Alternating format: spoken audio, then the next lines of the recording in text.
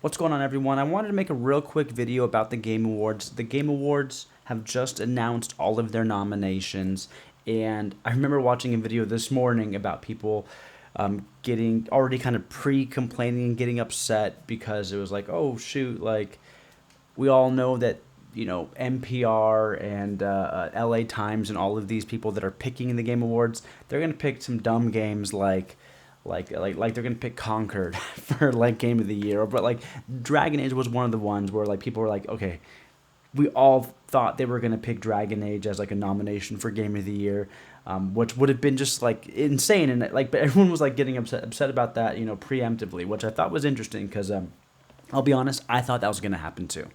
I remember previously I've not really enjoyed the Game Awards. I've looked at them and I've been like, you guys aren't really like the arbiters of the game of the year. Like you guys don't really get to choose that, because I remember back in the day before this even existed, like every game had a Game of the Year edition, and every website, everyone decided, what their Game of the Year was. So who died and made Jeff Keighley and his show like the place that decides this. And that's what he's trying to do, and there's some good things around that. There's like some communal good. It's a good idea to communally come together and honor people that have done a great job in your field, around your peers and all that stuff. I think it's a good thing for the community. It's a good thing for conversation. But the problem is just that like people that were deciding it were just people that were like, well, they're game journalists. They're people that are, and they're also not just game journalists. They're just like journalists in general, and I'm not going to be somebody that's going to come on here and just like hate on game journalists just like with like a blanket statement. Like that's just some like blanket thing of like it's not an insult to say that you're like these people are game journalists, so that therefore they're not qualified. Because I come from like I was listening to podcasts in 2006, 2007 with like the IGN podcast Beyond, the Game Spy debriefings, the Comedy Button. There's all these like really old podcasts that like when I was graduating from high school, that really did great. Giant Bomb, that did a great job at talking about video games. It was like some of the only places to like really get in depth, like very very good discourse about video games. Like Giant Bomb had a Game of the Year every year where they would deliberate for a week straight, like 10 hours a day. And there was podcasts that you can listen to. There was like 20, 25 hours, 30 hours of podcasts that you can listen to where they get in the nitty gritty on so many things. Those were some of my favorite podcasts to listen to. It's not like these guys don't know what they're doing, but I do admit, I have to say that recently I very much switched over to just listening to YouTubers. I don't really listen to any of these game journalist podcasts anymore, other than the Jeff Gershman show, which was one of the people that was on the list that does decide these types of things. But Jeff Gershman is an OG. He knows what he's doing. I very much respect his opinion. But not all of these people's opinions, that's for sure. But anyways, I wanted to make this video because I was legitimately surprised, and I do think that this is actually very good. If we look right here, Jeff Keighley just tweeted this out. I looked at this, and they nominated Astrobot, Balatro, which I have no clue what that is, Black Myth Wukong, Elden Ring Shadow of the Erdtree, Final Fantasy VII Rebirth, and Metaphor ReFantazio. No Dragon Age to be in sight. No, no like dumb, like just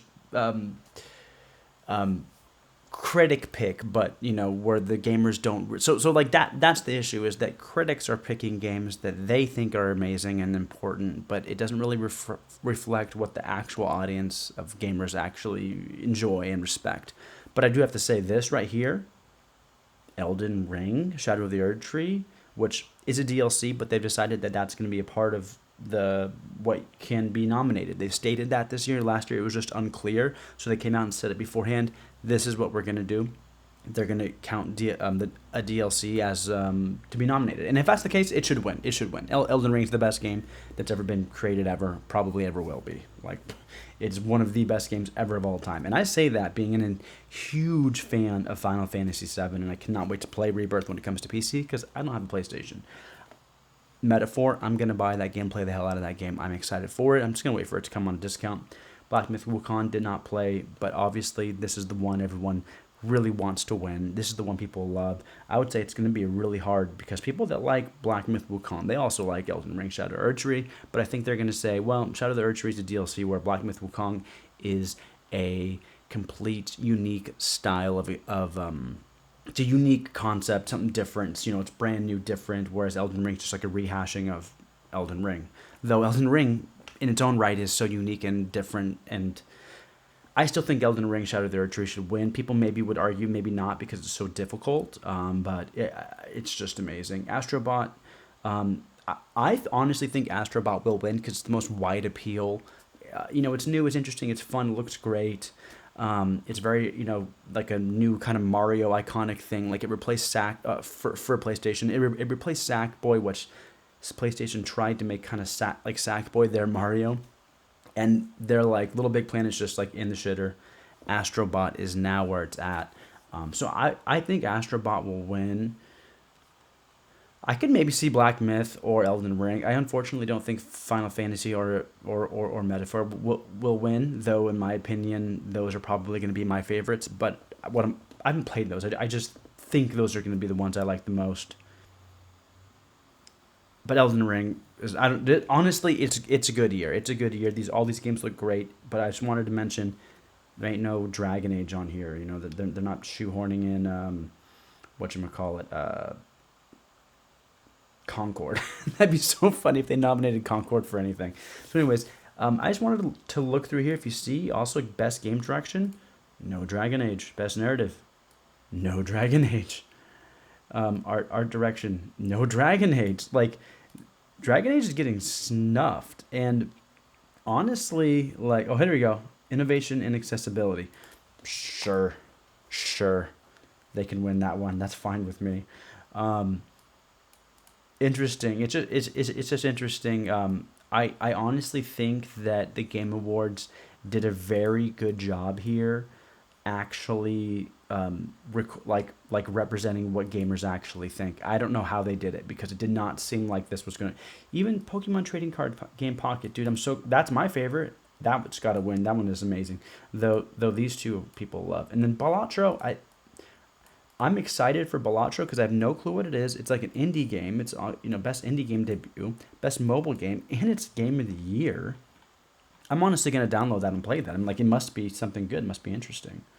Excited for that. Some interesting VR. So anyways, I just found it very interesting here. I hope Space Marine 2 wins something, best action game. I hope it wins this, though I could see any of these winning.